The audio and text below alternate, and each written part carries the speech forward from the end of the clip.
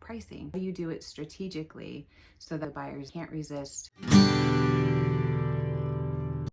Hi everybody, how are you? Can you believe we are in December 2025?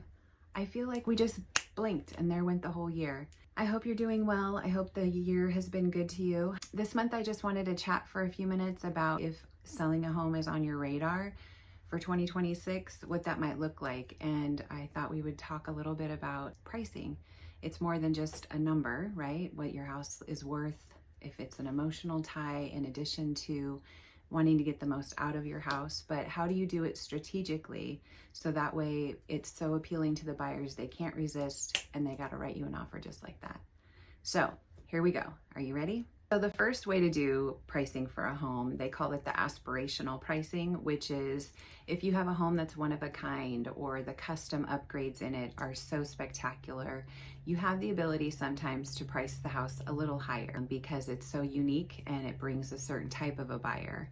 The goal is you still want to price it accordingly, not astronomically, because you don't want it to sit on the market for too long. But there is something to be said. If you have something that nobody else has to offer, then people sometimes are willing to pay a little more for that.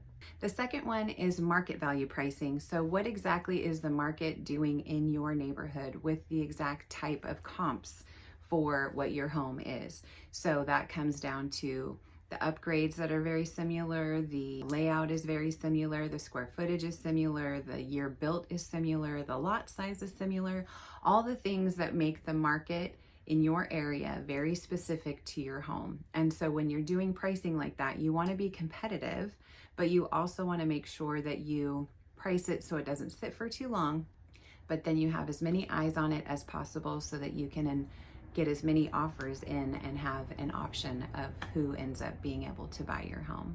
Okay, so the third one is event-based pricing, or I like to call it conservative pricing. Sometimes when you market a house and you price it a little lower than everything else in the area, you potentially end up actually with more offers and end up with more money than what you anticipated, because now you've kind of built up this, oh, this is a really good deal, and so many more people come.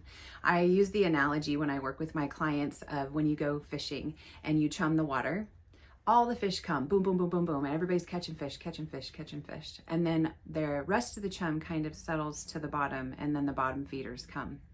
It's the same thing with the house.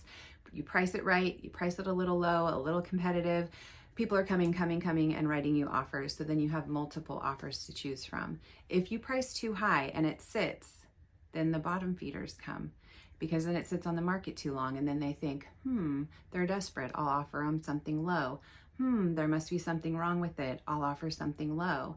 So it's really important how you price your house, why you are pricing your house the way you are, and at the end of the day, what is your goal?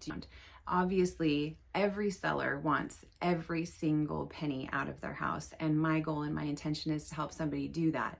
But there are ways to go about it and have it work out in the long run with the most money in your pocket.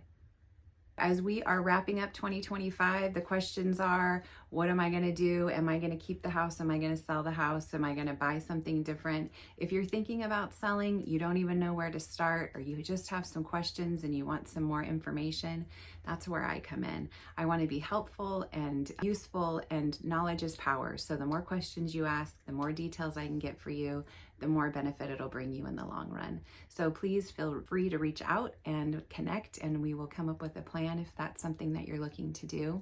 In the meantime, 2026 is coming quick, and I'm excited for our next newsletter. We're going to talk about trusts and things that are beneficial to protect you and your family and your assets. So until next time, I hope you have a great rest of 2025, and I'll see you in the new year.